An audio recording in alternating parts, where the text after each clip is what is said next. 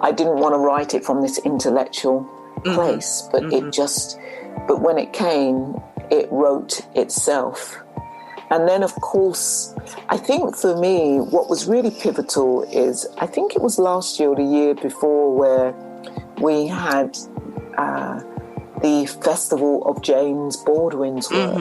And so they were screening I'm Not Your Negro, screening If Beale Street Could Still Speak. And I'm thinking, what the fuck? This stuff is still happening. Yeah. Do you know what I mean? It's like, this stuff is still happening. It hasn't changed. And especially when I was watching If Beale Street Could Speak, I was just thinking. And that, for me, is where I felt so strongly, like, I'm still your Negro and I'm not your Negro. There's that although slavery has been abolished in writing, it still happens. The violence of slavery still happens. And I think I quote Dr. Ambedkar, who was the great Dalit leader in India, and he was responsible for the Indian constitution in the Nehru government, and he himself realized it's like, so you can make untouchability illegal in writing, but that's all. It still exists. If you go to India now, untouchability, it still exists. It may be okay, nobody can get away with people calling people untouchables anymore, but the same shit still happens. Yeah, for sure. And this is the same for black people. It's like, okay, we can't say slavery and you can't have us as slaves. And yet the same crap happens, you know? And I'm wondering, like, how does it feel that throughout time, it's still timely and exactly the same? Like, how does that feel for you?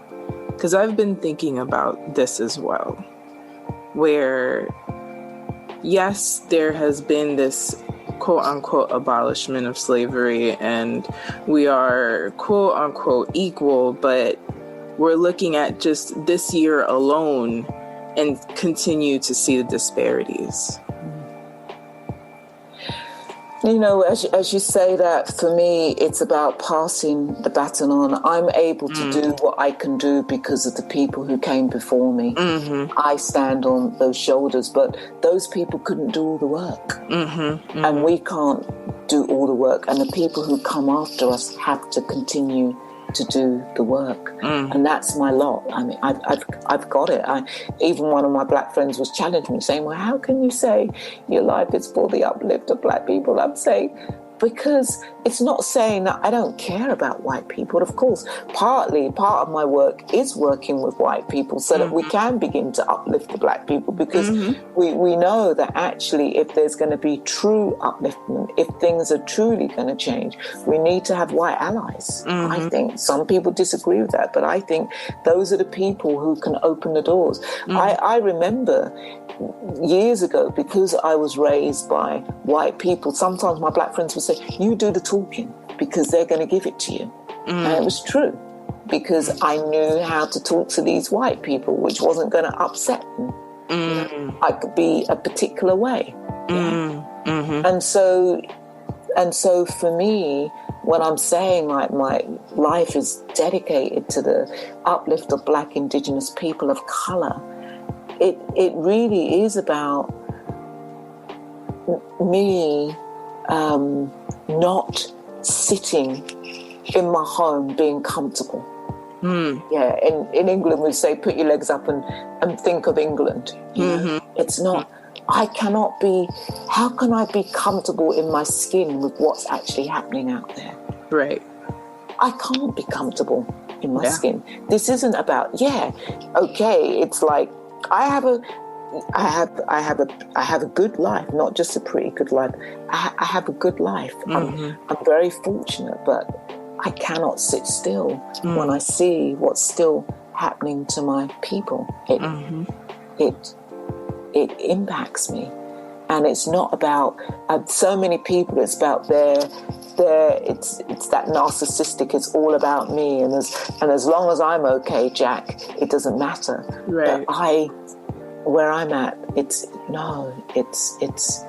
I cannot rest. There are things I need to do, and I'm in a position where I can help change, even if it's one person in this world. If each of us were to think about helping others, just imagine what that world could look like.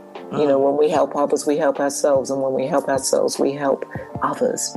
But really, this isn't about my awakening. This is how can I be fully awakened? The only time I can be fully awakened when things have changed for our communities. Yes. And so I also think about how a lot of the work falls on Black women's shoulders, and I wonder what's your thought about this?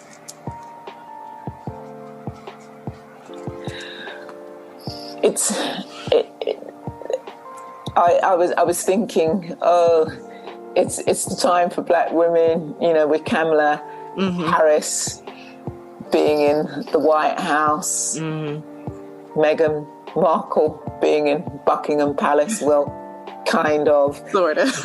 Yeah, sort of, with, you know, I have to quote Michelle Obama, Oprah Winfrey.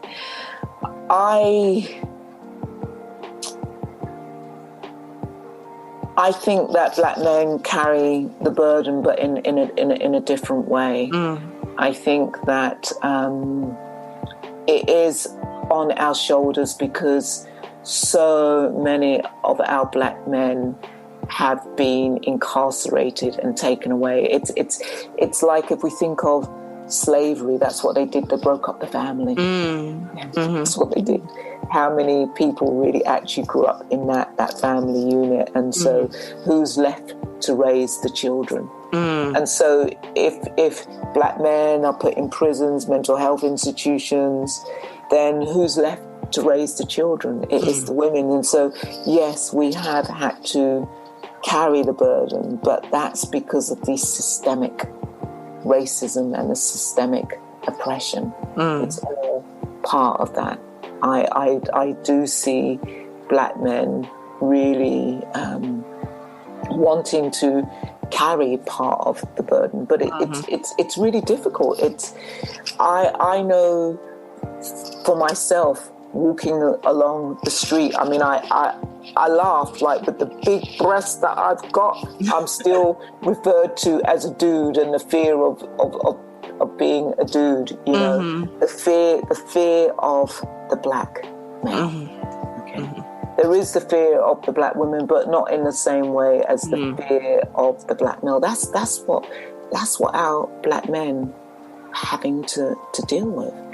How does one work with that? You know, how?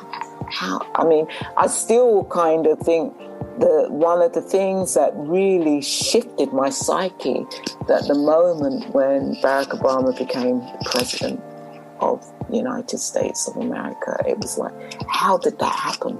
And then again, actually, it wasn't seeing Meghan Markle at the wedding, it was seeing her mother. Yeah.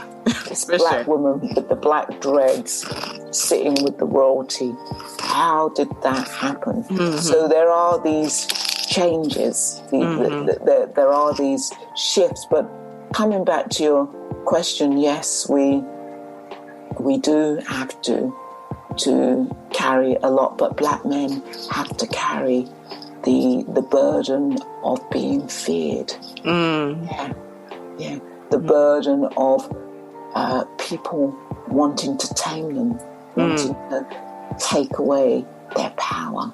That's the burden that they have to carry. It's a huge burden that Black men have to carry. Even that conversation, of course, yes, Breonna Taylor, the Black women who have been killed by the police, but it's predominantly Black men. So that even the conversation that parents are having to talk to their Black children, how do they carry this burden? They're angry. Yeah. They're angry. It's angry at the world. It's an unjust world. And to change the questioning a little bit as a writer, in your most recent book, I did begin to read it, and the verbiage, the language it can be like patois, kind of like a Creole, different things in there. And do you have any advice to other writers who kind of feel like, will people understand this? Should I write in a way that is more understood or more acceptable? Like, what advice do you have? Write in the voice that comes to you. Yeah. I mean, I hear, how I write is how I hear. Yeah, and I think it's really important. It's about reclaiming our languages. You know, do we have to understand everything that is on the page? Yeah. And if we want to understand everything on the page, then do the homework. Yeah. So I really encourage writers to write in their voice, because some of us have something to sell and some of us have something to say, and I think it's more important what we have to say than what we have to sell.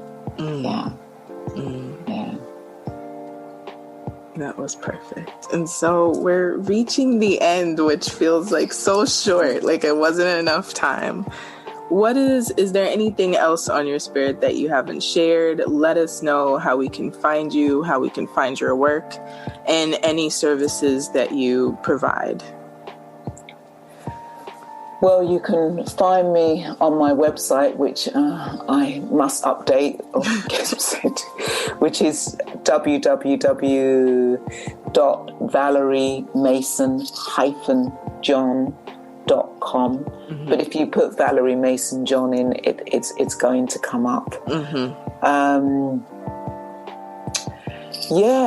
What do I have on offer for Black people? What I have on offer is, with two sisters, Arisika and Alita, we offer an African healing circle the last Sunday of every month. So check that out. It's by donation. It's hosted by LA Insight. So that's the last Sunday of every month, and it's from 9:00 in the morning to 11 Pacific time. And then with my community, we offer something called Welcoming Liberation, and this is for Black Indigenous people of colour, and that's the last Saturday of every month at the same time. So check that out, Welcoming Liberation. And then I work in the field of addiction, and so for anybody listening, I do have a online mindfulness program for addiction.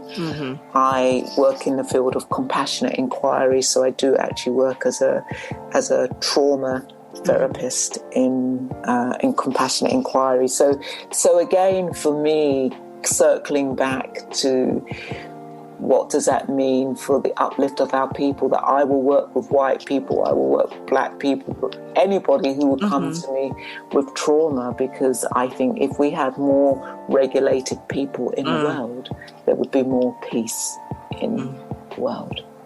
Yeah.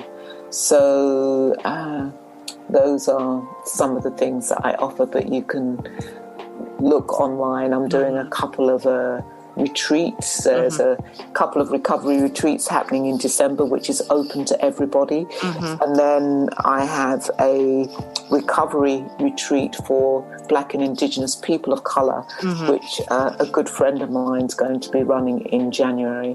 So just check out my website from time to time. And I'll be doing actually this Sunday, I'm actually holding space for Black and Indigenous people of colour to spirit rock.